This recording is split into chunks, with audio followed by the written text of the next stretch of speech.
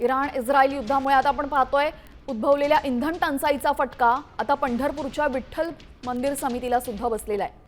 दररोज 10,000 भाविकांना महाप्रसाद देणाऱ्या अन्नछत्रात केवळ 2च दिवस पुरेल इतका गॅस शिल्लक आहे। 6 टाक्यांची गरज असताना पुरवठा खंडित झाल्यानं भाविकांच्या महाप्रसादाचं नियोजन कसं करायचं असा गंभीर प्रश्न आता मंदिर समिती समोर उभा ठाकलेला आहे।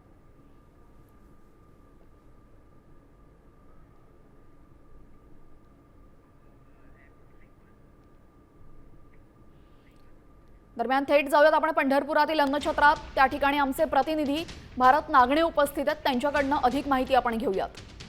तिच्या अन्नछत्राला देखील आता गॅस टंचाईच्या झळा बसताना आपल्याला पाहायला मिळतात। आता आपण विठ्ठल मंदिराच्या अन्नछत्रालयामध्ये आहोत। या ठिकाणी दररोज 8 ते 10,000 भाविकांना महाप्रसादाचं वाटप केलं जातं। या किचन मध्येच गॅसचा वापर करून अन्न पदार्थ तयार केले जातात। मात्र आता सध्या सगळीकडे गॅसचा तुटवडा जाणवत आहे, गॅससाठी रांगा लागलेल्या आहेत आणि आता या अन्नछत्राला देखील गॅसचा आता झळा पोचू लागलेल्या आहेत। केवळ आता 1 ते 2 दिवस पुरेल इतकेच गॅसच्या टाक्या या अन्नछत्राकडे उपलब्ध आहेत।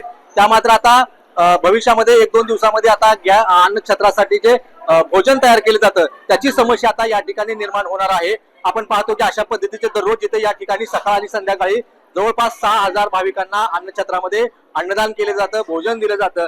मात्र आता या गॅस टंचाईच्या झळा भाविकांना देखील बसण्याची शक्यता आहे। आपण आता मंदिर समितीच्या काही कर्मचाऱ्यांशी देखील संवाद साधलेला आहे। त्यांनी सांगितलं की फक्त 2 दिवस पुरेल इतका आता गॅस शिल्लक आहे, त्यानंतर मात्र गॅस उपलब्ध होणार नसल्याने आता या अन्नछत्रामध्ये अन्न कशा पद्धतीने तयार करायचं किंवा प्रसाद कसा तयार करायचा याची समस्या आता मंदिर समितीला लागली आहे।